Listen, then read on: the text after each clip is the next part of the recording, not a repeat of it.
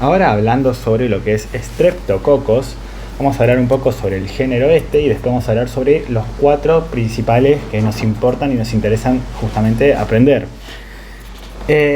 Los Streptococcus, como justamente los estafilococos, la misma palabra te dice, son cocos, es decir, ¿de qué tienen forma? Tienen formas esféricas, y en el caso de los Strepto se agrupan en cadenas. Para repasar un poco lo visto anteriormente, los estafilos, o sea, los estafilococos se agrupaban en racimos, como si fueran uvas. Estos se agrupan en cadenas, sean cadenas largas, cadenas cortas, de a dos, pero forman como una hilera, si se fijan. Acá ven que forman como una tira larga, no importa, aunque sea una tira de 2, pero no están agrupados en forma de racimos. Es con lo que lo puedo diferenciar. Otra cosa antes de agregar, que estaría bueno que lo recuerden. El estreptococo es catalasa negativo. Y los estafilococos, ¿qué eran? Catalasa positivo, para recordar esa diferencia. Después tienen diferentes características, por ejemplo, son anaerobios facultativos, también igual que los estafilococos, es decir, que esto significa que estos pueden fermentar azúcares y ser anaerobios, como pueden justamente degradar, digamos, o soportar las especies reactivas de oxígeno a partir de diferentes enzimas, por lo cual pueden también sobrevivir en medios aerobios, o sea, con oxígeno. Bueno, pueden pertenecer a la flora normal, pero también pueden ser patógenos primarios, es decir, que justamente pueden estar colonizando ciertas partes, por ejemplo la piel, tracto gastrointestinal, respiratorio, pero también pueden no tenerlos en el cuerpo y que ingresen, y apenas ingresan ya nos infectan. Se clasifican de diferentes formas. Acá vamos a ver que acá dice algo, pero acá lo tengo mejor explicado. Se clasifican de 2 formas, según su patrón de hemólisis, que es esto que tenemos acá arriba de todo, alfa, beta, gamma, hemolítico, que se usan cultivos en estos casos. Y también lo hablamos en estafilococo, pero no le dimos tanta importancia. Acá le damos un poquito más, y de acá para adelante el resto de las clases le vamos a seguir dando importancia. Se clasifican según un cultivo que es el agar sangre. El agar sangre es un cultivo como si fuera una cajita de Petri, que es un medio sólido, pero que tiene justamente sangre de cordero, si no me equivoco, en el cual justamente le damos ciertos nutrientes. Es un medio justamente enriquecido, se le dice, porque tiene más nutrientes que un medio que no tenga esto. Y justamente como acá hay glóbulos rojos, estas bacterias tienen la capacidad, o no, de justamente romper esos glóbulos rojos, o sea, de hemolizarlos, de destruirlos. Según el patrón que tengan, pueden ser alfa hemolíticos, beta hemolíticos o gamma hemolíticos. Vamos a ir de más sencillo a más difícil, por así decirlo. Gamma hemolítico, no hay hemólisis. O sea, gamma hemolíticos, gamma no hemoliza. O sea, acá dice, no hemolíticos no producen modificación a la periferia de sus colonias. Y sería esto, queda todo normal. Los beta hemolíticos destruyen todo, o sea, destruyen todos los glóbulos rojos que hay próximos a ellos, y justamente por eso dan esta coloración media amarillenta. Y los alfa hemolíticos dan una coloración verde porque hemolizan algunos, hemolizan parcialmente. Entonces, estos sí y estos mazo, para que quede de alguna forma como en nuestra mente. Entonces, ya con eso vamos sacando ciertos conceptos. Si yo te digo que uno es beta hemolítico, significa que hemolizó completamente, dejando un halo blanco alrededor de él, porque hemolizó todo. Gamma hemolítico no generó hemólisis, no cambia el agar sangre. Alfa hemolítico generó un halo verde a su alrededor porque hizo una hemólisis parcial. ¿No hemolizó todos? No, pero hemolizó varios. Y si no, según una investigación, que era según los antígenos que tenga en su superficie. Se dice la clasificación de Landsfield. Hay varios, está el A, B, C, D, E, F, G, hay un montón. Los más importantes son el A y el B, en este caso, que los que vamos a ver, pero después está el C, que es el Streptococcus X, el G, que es el Streptococcus canis, el D, que es el Enterococcus. Pero bueno, acá de los que me importan, que son los más importantes y los que más usamos en la médica en el día a día, es el Piógenes, que es el grupo A, nos va a importar muchísimo tanto el A como el B para los niños. En el caso del B, para los recién nacidos, y en el caso del A, del Piógenes, que es el que vamos a ver ahora, después de esto, que es para justamente los pediátricos. Y es muy importante tener en cuenta el Streptococcus pyogenes, aunque vos digas, en la vida médica yo después, el día a día, estas cosas me las olvido porque no son tan importantes, son bacterias, son nombres raros. Y voy a ponerles una situación a ver si esto lo pueden relacionar. Alguna vez, me imagino que ustedes cuando eran chicos tuvieron alguna infección tipo en la garganta, una faringitis, algo bastante común, no es nada de preocupante, y les hicieron algún hisopado, que era feo, cuando uno era chico no querías que te metan el hisopo en la garganta, que te hagan ese estudio, además uno es inquieto. Bueno, si se ponen a pensar, tiene sentido que te hagan un estudio para ver qué tenés, pero ¿y por qué no nos lo hacen a los adultos? Ahora, de adulto nunca me hicieron un hisopado por una faringitis, me dan un medicamento para bajar justamente la fiebre, pues seguramente sea viral y listo. ¿Cuál es el punto de todo esto? Bueno, el punto de todo esto es evitar que un niño tenga esto, Streptococcus pyogenes, porque puede desarrollar, después vamos a ver más adelante, en este mismo video, en estas mismas diapos, creo que son 2 o 3 diapos más adelante, el riesgo a que un niño desarrolle fiebre reumática. Entonces, justamente nos importa hacerle esos hisopados a un niño, a los niños menores de 5 años, por evitar justamente que tengan Streptococcus pyogenes y que siga justamente desarrollándose esa infección. Así que bueno, acá vamos a ver algo.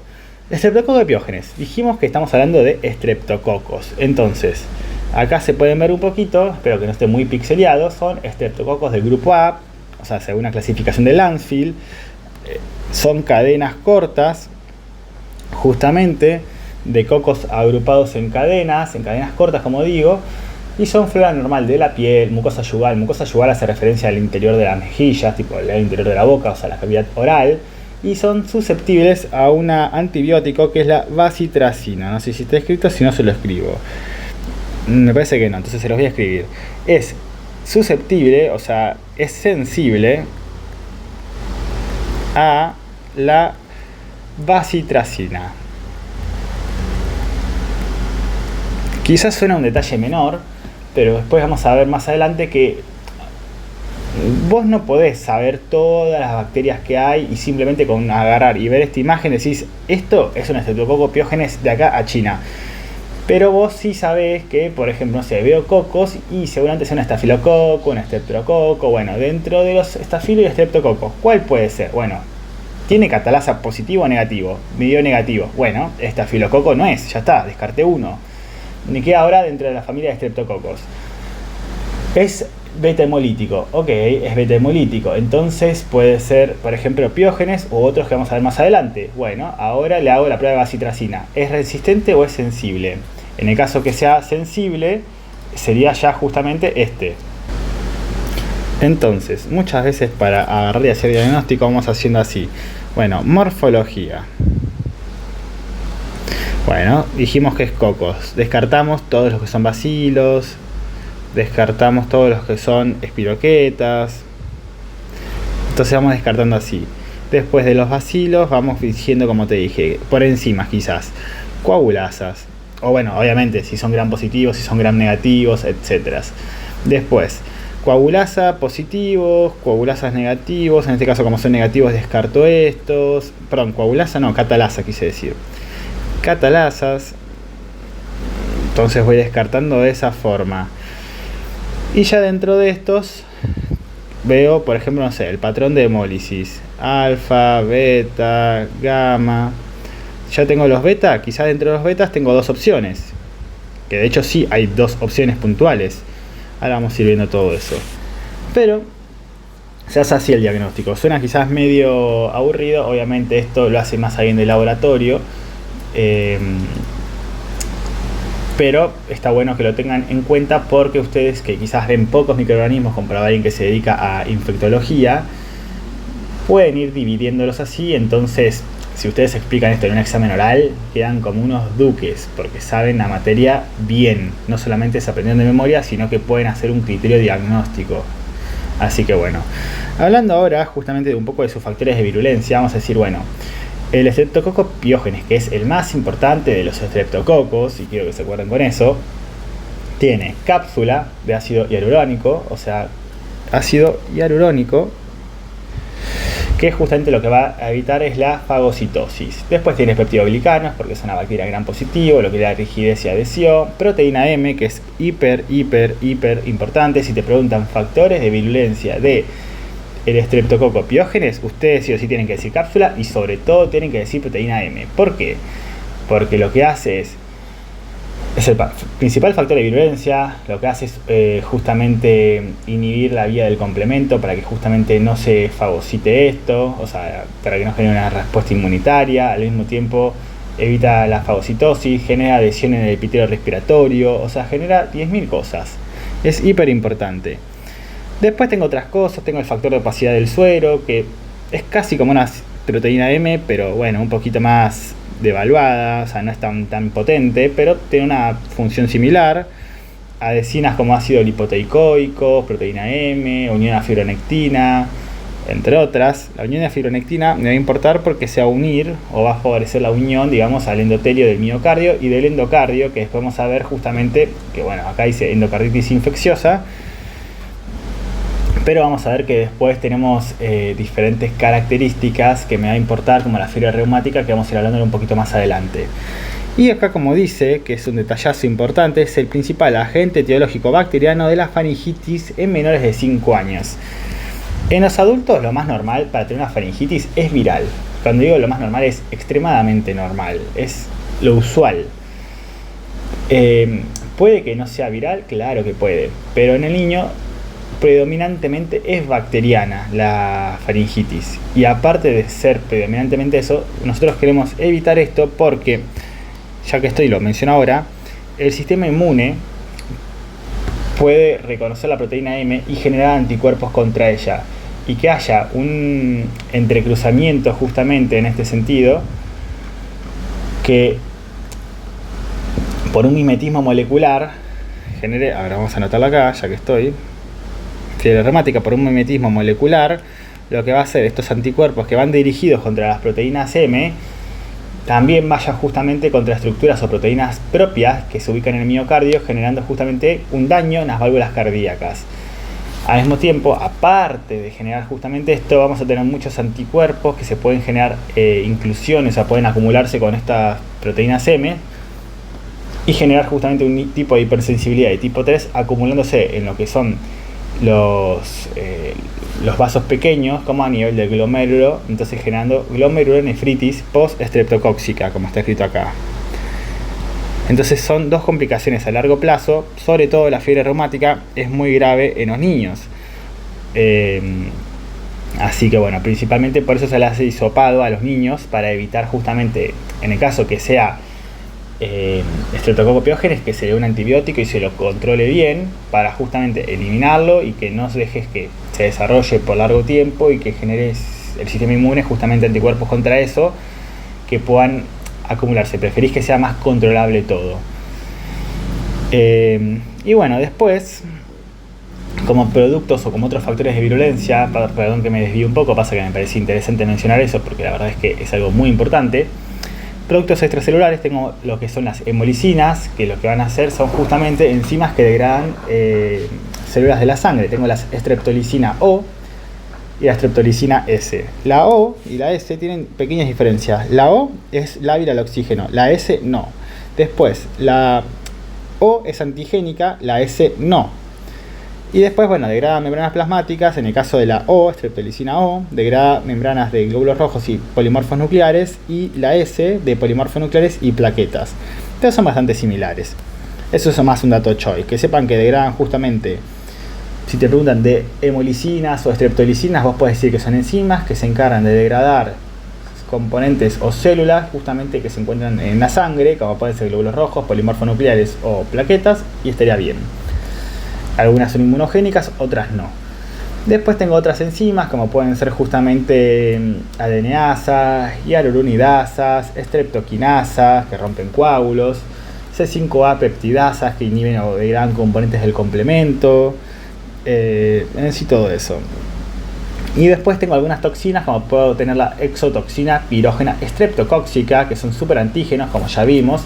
justamente son los superantígenos se unen de una forma no convencional al TCR de los linfocitos T, por lo cual generan una liberación de citoquinas masiva, generando justamente, por ejemplo, shocks.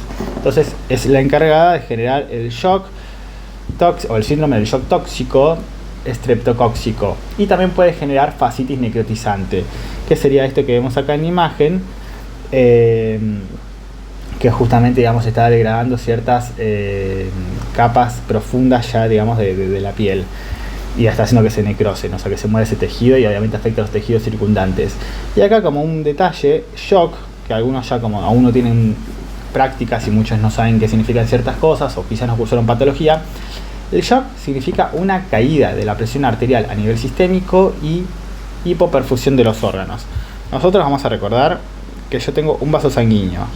Si ese vaso sanguíneo se dilata, se agranda, mi presión arterial cae, porque obviamente tengo menos fuerza contra las paredes, porque tengo más lugar para que la sangre fluya. Entonces, justamente, algo normal de las inflamaciones, un proceso inflamatorio, siempre va a generar vasodilatación, porque se encarga de hacer eso para que haya mayor permeabilidad y que puedan entrar mayor cantidad de células al lugar. Entonces, por culpa de la liberación masiva de citoquinas por estos superantígenos, se genera muchísima vasodilatación y en diferentes órganos, por lo cual la presión arterial termina cayendo y por culpa de esa presión arterial llega menos sangre a muchos órganos. Quizás hay órganos como un músculo, el músculo, no sé, el bíceps, por ejemplo, que no se ve afectado, pero los riñones, el cerebro, el corazón, se ven afectados porque son órganos con una alta demanda justamente de sangre, de nutrientes. Así que bueno, eso es algo importante y eso sería el shock. Y se aplica para todo shock. Shock es una definición. Y bueno, acá más o menos lo que mencioné de justamente complicaciones post-estreptocóxicas, como justamente puede ser todo esto. Y acá les agrego algo, ya, pero esto es pequeño. Ustedes, cuando les pregunten sobre un microorganismo, hablen sobre sus características, sobre el género, sobre qué pueden diferenciar a los otros y vayan organizados. Por ejemplo, pueden decir también cómo es la patogenia, es decir, cómo uno se puede infectar. Imagínenselo. Estas justamente infecciones, por ejemplo, en piel o en partes blandas, como dije recién, pueden estar colonizando sin generar ningún tipo de enfermedad, pero las lesiones se las dan más que nada justamente las enzimas, las toxinas. Así que bueno, sería ir explicando todo eso, digamos, y cómo se va generando. Bueno, así que pasamos al siguiente. El siguiente sería Streptococcus pneumoniae. Bueno, el pneumoniae es también un estreptococo, o sea, son cocos gram positivos, se agrupan, pero en parejas, no en cadenas cortas como el otro, sino que se agrupan en diplococos, de grupos de A2. Si se fijan acá, se ven grupito de A2, grupito de A2, grupito de A2, A2, A2. ¿Hay alguna cadena? Sí, pero ustedes tienen que fijarse lo que hay mayoría. Además puede ser según el plano, puede que haya unos acá y que haya otros atrás, pero yo lo estoy viendo desde así, desde este ángulo, entonces yo voy a ver como que hay tres, por así decir. Quédense también con ese concepto. Es como un corte histológico, depende de justamente cómo está hecho el corte. Así que bueno, ¿qué factores puedo decir de ellos? Bueno, primero, o qué característica puedo decir. Bueno, como dato, son aerobios estrictos. Y pensá, pneumoniae, va a pulmón, o sea, pensá en la neumonía. Entonces, justamente, si va al pulmón, ¿qué va a usar? ¿Anaerobiosis? No, va a usar, o sea, va a ser aerobio estricto. Después, son alfa hemolíticos. Entonces, yo ya tenía el piógenes, que es el grupo A, y encima es beta hemolítico. Y tengo el pneumoniae, que es alfa hemolítico. Y este era sensible a la bacitracina.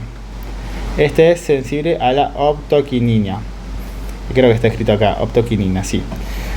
Después, ¿qué más? Es capsulado. Justamente por ser capsulado le permite generar neumonías, entre otras cosas. También puede generarle justamente hacer bacteriemia o puede generar meningitis. Pero quédense con pneumoniae, que va a ser neumonía. Tiene neumolicinas. Las neumolicinas, que son estas que están escritas acá, forman poros, es decir, lisina, lisa y neumo a nivel de la barrera hematoalveolar, o sea, del nivel del pulmón.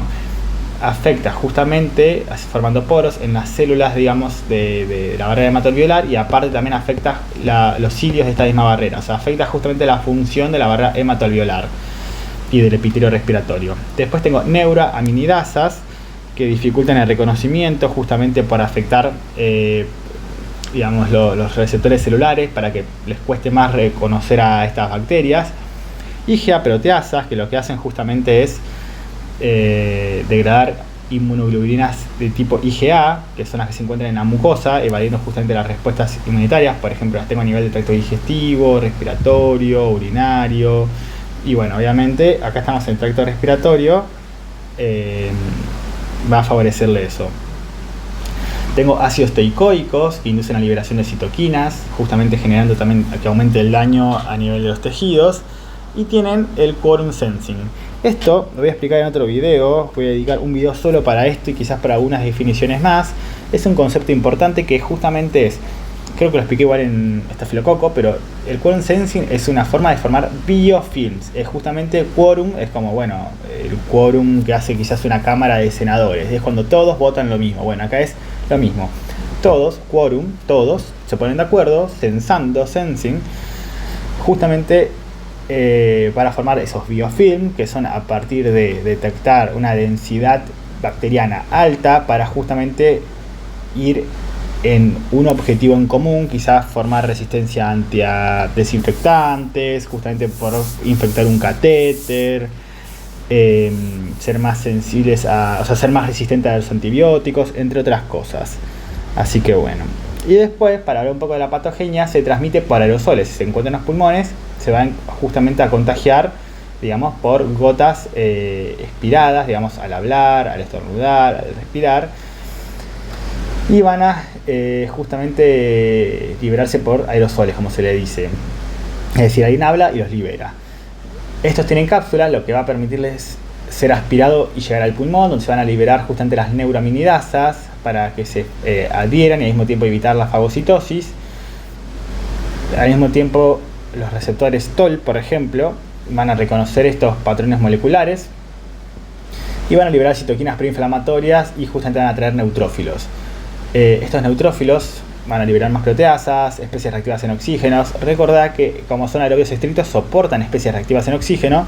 Entonces, ¿qué van a hacer estos eros que liberan los neutrófilos? Especies reactivas de oxígeno son eros. Van a dañar el tejido. Y acá vamos a tener la típica clínica de neumonía de tipo lobarosegmentaria. Después vamos a explicar bien qué es, pero el pulmón tiene lóbulos, por así decir. Bueno, lobarosegmentaria, afectó un lóbulo o un segmento del pulmón. Y bueno, tiene sus respectivas complicaciones. Es meningitis con E, meningitis, pero con E. Ahí está, meningitis aguda por su cápsula, que puede justamente permitirle diseminarse a sangre y llegar a la barrera hematoencefálica. Y es la causa más común justamente de meningitis en los adultos. Si bien vos decís estreptococo, neumonía, ¿y qué va a hacer? Va a ser neumonía. Bueno, sí, hace neumonía, pero en los adultos es muy característica para hacer meningitis. Así que bueno. Y también puede ser otitis media, mastoiditis, sinusitis, entre otras cosas. Acá yo les hago una pregunta muy sencilla. ¿Dónde haría justamente mi toma de muestras? ¿Lo haría a nivel sanguíneo? Si el chabón tiene neumonía, por ejemplo. No, lo haría justamente a nivel de un esputo, o sea, justamente una secreción espontánea del paciente, digamos, a nivel, digamos, de la boca, que obviamente va a estar también viniendo, digamos, de los pulmones en cierto punto, porque va a salir un poco de aire. O un lavado broncoalveolar, pero eso es más raro justamente porque los pacientes no, es incómodo, es medio invasivo. Y si tiene meningitis, se hace una punción de sangre. ¿Se hace un esputo? No, se hace una punción lumbar, porque yo quiero estudiar el líquido cefalorraquídeo. Así que bueno, y acá lo mismo, o sea, se observa el microscopio, busco diplococos gram positivos, después los cultivo en un agar sangre, hago un patrón de hemólisis incompleta, va a ser alfa hemolítico, recordemos. Así que bueno, puedo hacer una prueba de optoquinina. Justamente dijimos que estos son sensibles, así que bueno.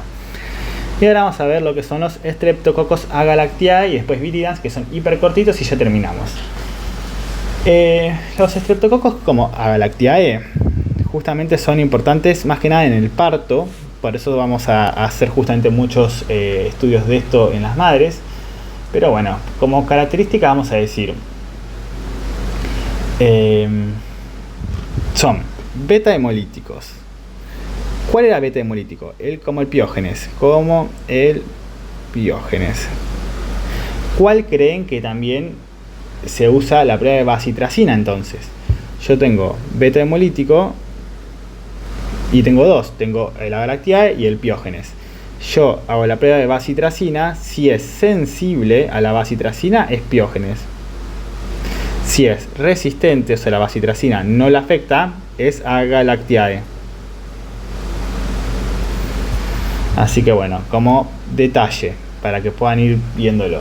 Después, anaerobio facultativo. O sea, puede usar glucosa como puede justamente usar oxígeno. Colonizan de manera asintomática el tracto genital, gastrointestinal bajo y se transmite a los recién nacidos por el canal de parto, justamente durante el parto normal, como digo. Y bueno, usan diferentes adhesinas para justamente unirse al epitelio vaginal, intestinal, membrana placentaria, barrera hematoencefálica, tracto respiratorio, entre otras cosas. Pero nos importa acá el epitelio vaginal, por ejemplo, o la membrana placentaria. Van a usar su cápsula para diseminarse y evadir la respuesta inmune. Van a tener beta-hemolicinas que forman poros en las membranas celulares. Y bueno, justamente es la patogenia, lo más normal, es digamos que se transmita de madre a hijo por el canal de parto. En el recién nacido podrá diseminarse, digamos, por su cápsula, haciendo bacteriemia y afectando diferentes tejidos como pulmón, meninges, donde justamente va a hacer daño tisular por estas citolicinas que mencioné recién, que bueno, justamente dañan diferentes células. ¿Qué puede generar? Neumonía, meningitis, bacteriemia, infecciones genitales, urinarias, endocarditis, artritis, osteomielitis, entre otras cosas. Y después, para el diagnóstico, ¿qué voy a hacer? Bueno, hisopado vaginal y rectal, que se hace de rutina en las últimas semanas del embarazo para poder prevenir la transmisión. Es decir, si la madre tiene justamente esto, se va a tratar, y ya cuando el bebé nazca, cuando tenga el parto, ya la madre no va a tener esta bacteria, por lo cual no va a ser infectiva para el hijo. Así que bueno, como detalle, se hace justamente ya de rutina, se hace siempre, tanto a nivel vaginal como a nivel rectal. ¿Qué tengo que ver? Diplococos gram positivos. ¿Cuáles de los que vimos eran diplococos? Porque estos, nosotros vimos que todos son cocos, pero el Piógenes son cadenas, el Pneumoniae son de A2, el Agalactiae también son de A2. Así que bueno, ya fuimos viendo un poco de todo. Y bueno, después si hay más pruebas, podemos ver que tengo el método de Granada, que es selectivo diferencial, tengo la prueba de Camp, que la vamos a ir viendo en otros videos. Y después tengo como último el Viridans, que es un coco gram positivo, es alfa hemolítico, como cuál, justamente como el Pneumoniae. Y por eso genera un halo verde. El Pneumoniae genera un halo verde porque todos los alfa hemolíticos tienen eso, y Viridans significa verde, por eso el nombre. Es flora normal, de diferentes partes, respiratorio, tracto digestivo, y es sensible a la respuesta inmune, es re sensible a la respuesta inmune. Lo suelen fulminar muy rápido, o sea, genera daño pero por periodos muy cortos. ¿Qué factores de virulencia tiene? Dextranos extracelulares que afectan o se permiten la unión a las válvulas cardíacas. Los FIM-A, que es una proteína de superficie antigénica, y esta es la que justamente genera la respuesta inmune. Entonces con los dextranos se une a las válvulas, y el FIM-A genera justamente inflamación. Entonces, ¿qué va a generar? Daño en las válvulas cardíacas, endocarditis. Y aparte tengo ácidos lipoteicoicos que también le permiten unión a fibronectina, es decir, a componentes de las válvulas, por lo cual todo para generar un daño a nivel cardíaco. Después tengo las bacterias, o sea, estas que van a alcanzar sangre en cierto punto, y la bacteriemia que va a tener va a ser muy transitoria porque el sistema inmune, como digo, lo va a contener y lo va a poder fulminar al toque. Así que son muy autolimitadas estas infecciones de Viridans. Y después como digo, puede generar algunas verruguitas a nivel de las válvulas cardíacas, meningitis, pero es raro. Y en sí, bueno, no mucho más para esto. Ya después les puedo decir que esta se usa la optoquinina, porque justamente es alfa-hemolítico. Entonces ya con esto podemos ir diferenciando diferentes cosas. Ya tenemos como una agrupación de los 4 estreptococos. ¿Qué les recomiendo? Hacer un cuadrito. Hacer un cuadrito, por ejemplo, con cocos. Tengo cocos, catalasa positivo. Después voy a hacerles uno bien lindo de estos y se los voy a subir al Instagram, que está en la descripción del canal de YouTube. En los videos, en la descripción está el Instagram, pueden seguir ahí. Voy a hacer una publicación y la voy a poner también en destacadas, porque este va a ser un cuadro muy importante. Va a servirles para muchísimas cosas de justamente diagnóstico, para poder hablar, para poder hacer speech. Y un consejo: no tienen que saber todo de todos. Justamente, si es un examen oral, van a tener que agarrar y van a preguntarle: hablame justamente sobre alguno que pueda generar neumonías. Y bueno, neumonía igual hay un montón que vamos a ir más adelante. Seguramente te digan decime 3 o 4 y vas a poder decirle 3 o 4 porque hay 20 que vamos a ver.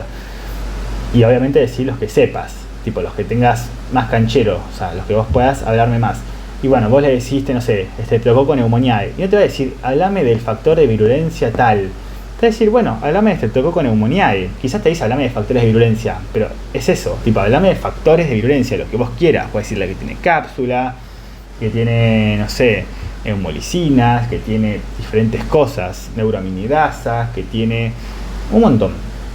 Entonces, ya con eso vas haciendo. Y aparte, si vos te acordás, no sé, este cuadrito, vas a decir, bueno, es catalasa negativo. Mientras vos se lo adornes, listo, el chabón sabe que sabes. Después de catalasa negativo, puedes decirle, bueno, no sé, es alfa, o es beta, o es gamma hemolítico. Y acá, bueno, con este, si es catalasa positivo, es estafilococo.